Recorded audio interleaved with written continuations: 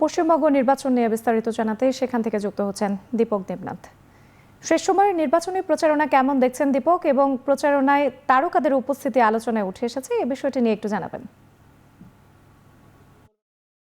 তুলে দেবো।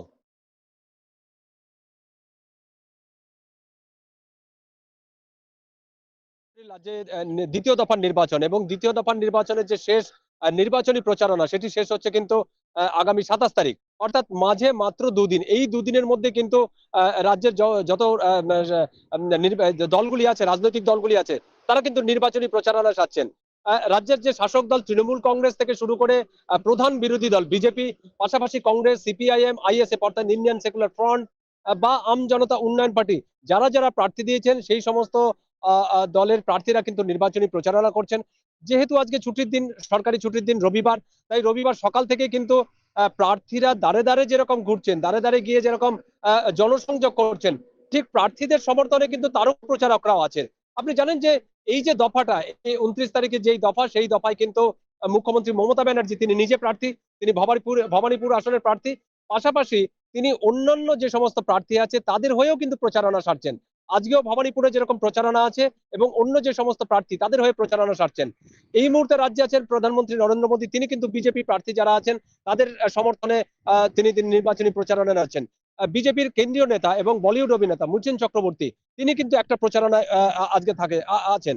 এবং কিছুক্ষণ আগে আমরা দেখলাম যে মন্দাকিনী, তিনি বলিউড অভিনেত্রী, সেই মন্দাকিনীকে কিন্তু দেখা গিয়েছে তৃণমূলের যে প্রার্থী, সেই তৃণমূলের প্রার্থীর সমর্থনে প্রচার করতে। এবং আমরা গতকাল দেখেছি যে গতকাল অরবিন্দ কেজরিওয়াল, যিনি দিল্লির সাবেক মুখ্যমন্ত্রী এবং আম আদমি পার্টির চেয়ারম্যান, তিনি কিন্তু গতকাল এই রাজ্যে এসেছেন, অর্থাৎ পশ্চিমবঙ্গে এসেছেন। তিনি আজকে তৃণমূল প্রার্থীদের যে সমর্থন, সেই সমর্থনে কিন্তু তিনি নির্বাচনী প্রচারে থাকছেন। এছাড়া অভিষেক ব্যানার্জিকে আমরা দেখবো, অভিষেক ব্যানার্জির তার 3টি প্রচারণা কর্মসূচি রয়েছে। এছাড়াও দীপক অধিকারী, অর্থাৎ টলিউড শিল্পী দীপক অধিকারী, যাকে আমরা দেব বলে জানি, সেই দেবকে নির্বাচনী প্রচারণা দেখা যাবে। শুভশ্রী গাঙ্গুলি, যিনি টলিউডের অভিনেত্রী, সেই শুভশ্রী গাঙ্গুলি, তিনি আর কিছুক্ষণ পরে একটি রোড শোয়ে অংশ নেবেন। সুতরাং যেহেতু হাতে সময় নেই, হাতে মাত্র দুদিন সময়, এই দুদিনের মধ্যে কিন্তু যে সমস্ত প্রার্থীরা আছে তারা যেরকম জনসংযোগ করছেন, তারা যেরকম ভোটারদের আকৃষ্ট করার চেষ্টা করছেন, মন জয় করার চেষ্টা করছেন, ঠিক তেমনি সেই সমস্ত প্রার্থীদের হয়ে কিন্তু তারকা যারা প্রচারক বা স্টার ক্যাম্পেইনার আমরা যারা বলি, সেই স্টার ক্যাম্পেইনার রয়েছেন।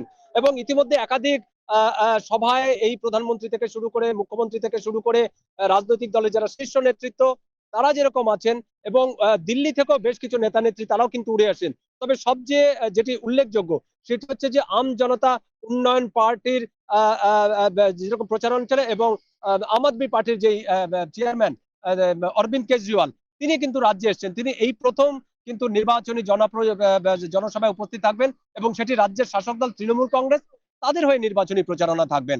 এবং সব মিলিয়ে নির্বাচনী যে প্রচারণা সেটা কিন্তু একদম সরগরম তুঙ্গে। প্রত্যেকটা রাজনৈতিক দলই কিন্তু ভোটারদের আকৃষ্ট করার একটা চেষ্টা করছেন। এবং আপনি জানেন যে 29 এপ্রিল রাজ্যে যে দ্বিতীয় দফার ভোট, সেই দ্বিতীয় দফার ভোটে রাজ্যের 142টি আসনে ভোট নেওয়া হবে, এবং তার মধ্যে অন্যতম যে কেন্দ্রটি বা অন্যতম যে আসনটি, সেটি কিন্তু দক্ষিণ কলকাতার ভবানীপুর। এবং সেই ভবানীপুরে একদিকে যেরকম তৃণমূলের প্রার্থী মমতা ব্যানার্জি, অর্থাৎ তৃণমূলের প্রধান, অন্যদিকে তার যে প্রধান প্রতিপক্ষ তিনি হচ্ছেন বিজেপির প্রার্থী শুভেন্দু অধিকারী।